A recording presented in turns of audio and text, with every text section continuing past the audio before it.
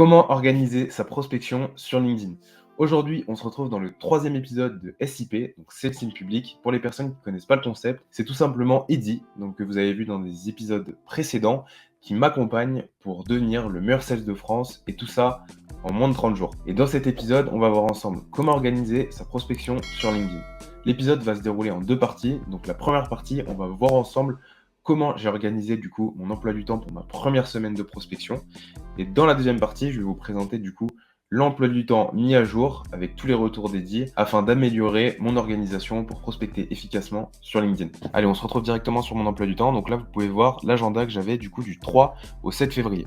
Donc vous pouvez voir tous les créneaux violets, ce sont tout simplement des sessions de setting que j'avais. Donc si on reprend dans l'ordre, on va prendre l'exemple du lundi, sachant que tous les autres jours, c'est à peu près la même chose. On avait donc une session de prospection ciblage de 9h15 à 10h du matin. On avait une session de prospection de midi à 12h30. On avait une session de prospection de 14h45 à 15h.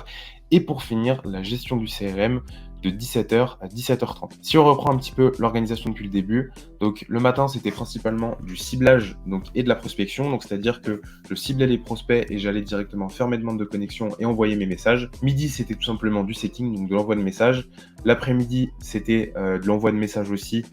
Et je refaisais un petit peu de ciblage aussi. Et pour finir, la gestion du CRM. Donc maintenant, qu'est-ce qui n'allait pas avec cet emploi du temps? Pas mal de choses. Déjà, la première chose que je me suis rendu compte tout simplement avec Eddy, c'est que les sessions de setting étaient beaucoup trop courtes. J'avais pas le temps de rentrer dedans. Généralement, j'avais du mal à me focus, à envoyer mes messages, etc. Surtout l'après-midi, j'avais 15 minutes. Honnêtement, en 15 minutes, on ne peut rien faire. Donc, il faut savoir que cette semaine, je l'ai testé. Donc, Eddy m'a pas fait de retour sur cette semaine. J'ai vraiment testé pour voir qu'est-ce qui n'allait pas. Et on a travaillé du coup sur la V2 que je vais vous présenter juste après. Et c'est la version que j'utilise depuis maintenant une semaine et demie et qui fonctionne beaucoup mieux. Ensuite, petit tips que je voulais vous donner sur la gestion du CRM. Gestion du CRM, moi ce que je vous conseille, c'est, j'ai tout simplement sauté ce point-là dans la V2 de l'agenda. Ce que je vous conseille, c'est de tenir votre CRM à jour en temps réel. Donc ça va vous donner déjà une clarté d'esprit. Par exemple, si jamais vous envoyez un message, vous mettez directement à jour votre CRM. J'ai envoyé ce message tel jour et le statut. Si jamais vous faites un follow-up, donc par exemple, j'ai fait le follow-up sur telle personne, tel jour, et comme ça tient un jour le CRM. Alors que moi, j'ai pu tester justement sur les premiers jours de tenir mon CRM à jour uniquement le soir.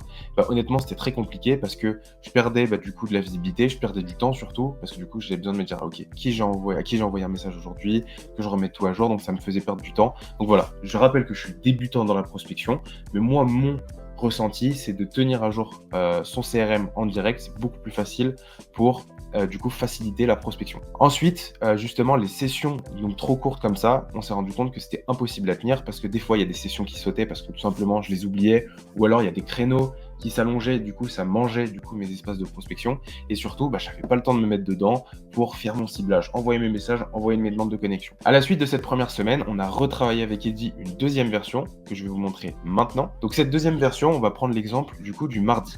Vous voyez qu'il y a beaucoup moins de créneaux répartis sur la journée, mais plutôt condensés en sessions de travail. Donc là, vous pouvez voir que la première session de travail, c'est Setting Link de 9h à 10h, et la deuxième session de 13h30 à 14h30. Donc ce qui a changé tout simplement, c'est qu'on a vraiment condensé les sessions de travail, et c'est beaucoup plus agréable parce que j'ai vraiment plus le temps de rentrer dans ma prospection pour envoyer mes demandes de connexion, pour envoyer mes premiers messages, pour envoyer mes follow-up, pour tout simplement suivre mes conversations. C'est beaucoup plus agréable, je suis vraiment focus dedans, c'est moins réparti sur la journée, et honnêtement, d'avoir des blocs de travail comme ça, on est beaucoup plus productif. Donc voilà, ça me fait un bloc le matin de 9h à 10h et un bloc l'après-midi de 13h30 à 14h30. Pourquoi le matin? Parce que le matin, généralement, et ça c'est un tip que Vincent nous avait donné lors du premier épisode du coup du ciblage, c'est tout simplement que généralement les gens entre 9h et 10h, ils sont sur LinkedIn parce que soit ils s'ennuient à leur taf, soit tout simplement ils postent du contenu, soit ils réagissent à du contenu. Donc c'est un horaire où généralement les gens sont présents sur LinkedIn